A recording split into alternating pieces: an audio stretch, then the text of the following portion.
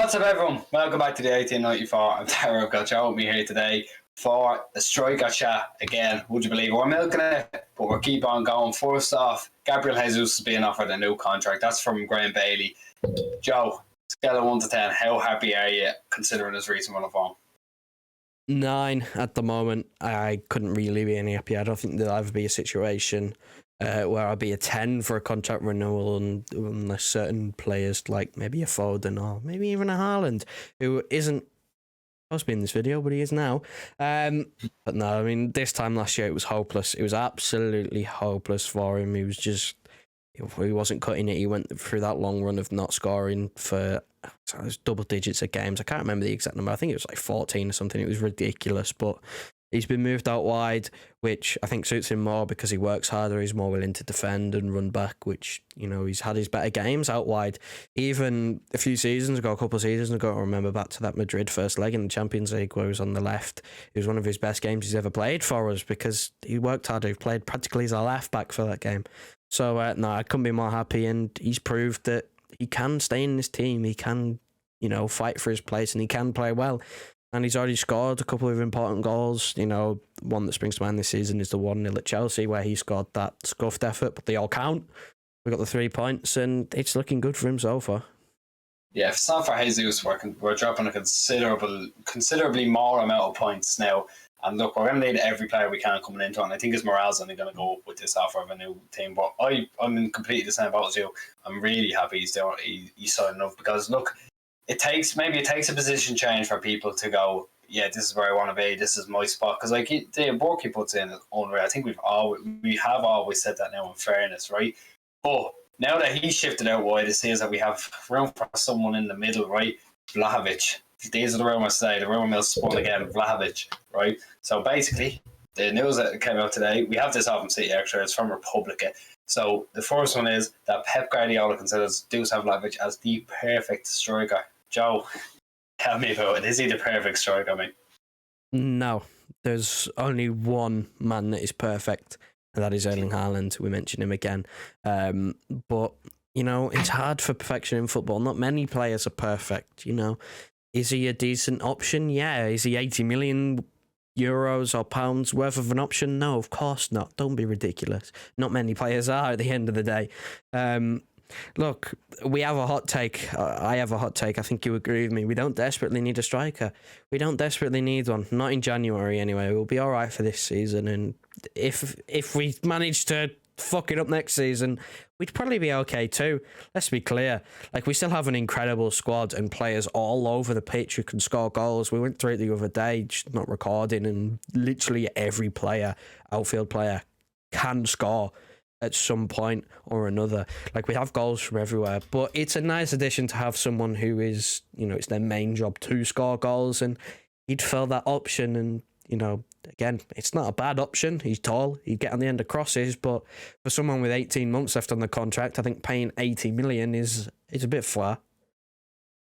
18 months left on the contract for him. That's something you have to take into consideration about for paying for him. I think 80 million is scandalous. I think he's a good player, right? His record says that. His record in Serie A is unbelievable, but I'm sorry, right? Haaland is always going to be that guy for me. If we get Vlahovic, I will be happy. I raise my hands up. I will be happy. I'm happy with a striker. I do agree with Joe's take, but for the summer, I'll be happy with Vlahovic. But 80 million is a piss take for someone with 18 months left. And by the time we get around to summer, when I think we'll sign him, it will be 12 months left in his contract. Like, if they don't sell him during this January, they won't be getting 80 million. They shouldn't be getting 80 million regardless, but they will have zero chance in hell of getting 80 million from him if they don't sell him this January. So if that's what they're looking at, if City are really looking to just go, right, we need a striker, which we don't at the minute, if they're really looking at that and saying, right, we need a striker, we could be losing Torres, we probably are losing Torres, we will go out and get Vlahovic, then so be it. But 80 million is scandalous. If we get roped into paying 80 million, well, it's only getting 50 million if even for Torres. We are the worst buying / selling club in history, because at this moment, Torres has got the same ceiling as Vlahovic, and I hear no different. Joe, after all that, right, at the end of the day, do you think, what's the likelihood? Is it going to happen? Is this going to happen?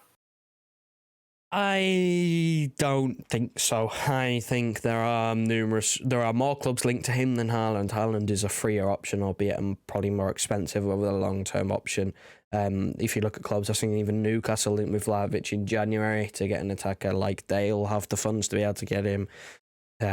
Spurs, Arsenal, there's a lot of clubs looking at strikers and going, well, we can't really get Haaland now because we need Champions League football and loads of money because of Raiola.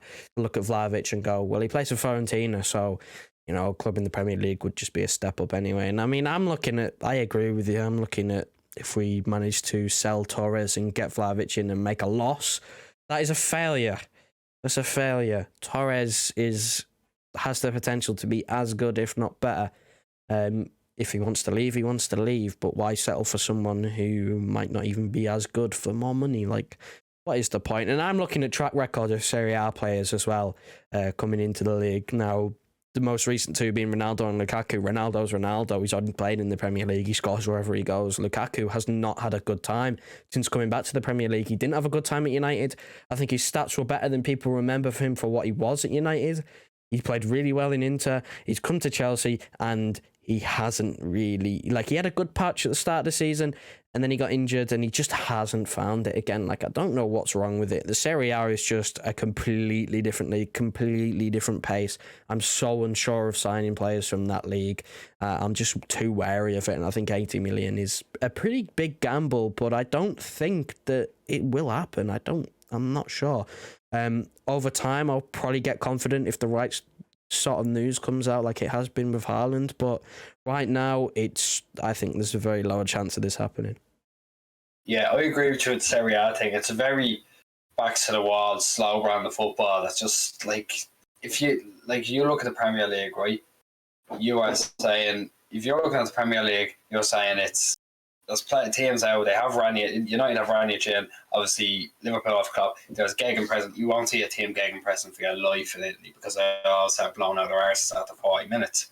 That's what I'm afraid of. That's why they obviously have a bit about them. They have the strength. I think Vlahovic, he's a big guy.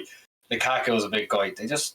They could fall apart. And that's it. They could fall apart. I know it's a bit of an old saying. It's a bit of Messi would stick it in England, but it's that type of thing. Are they going to stick it in England? It's a really old frame of thought, but it's the way you have to think about it. You can't just go splashing 8 million on people with 18 months left in their contract and say, oh, he's a sure thing, because he's not a sure thing. He's really not. Even Haaland, to an extent, isn't a sure thing. I think he is. I think he'll bang those wherever he goes because it's a more similar style, quick pass and type play in Germany as it is to England. But this is a gamble. We've said it so many times that it's a gamble, right? If Torres lives, so be it. Try get Haaland. Go balls to the fucking walls for Haaland because it has to be. It just has to be. Everything's falling into place. I saw that some news came out yesterday that there is going to be an agent fee cap. I think it's at 10% of the transfer fee, which means that Mino Raiola can shove one now if we are to negotiate. Now, obviously, he'll work it out somehow. But look, that's it, really, isn't it? There's no more news. We've just hit 600 before Christmas, so thanks very much for it. We're going to keep going now. We're looking to hit 1K by, this is a target joke, 1,000. Give us a target, maybe, this time next year? I don't want to say end of the season. I'm not confident in the end of the season. I was pushing into tell you what, right? Going into the next season, because I'll have your transfer videos. I think 1K by the end of the next season is very possible.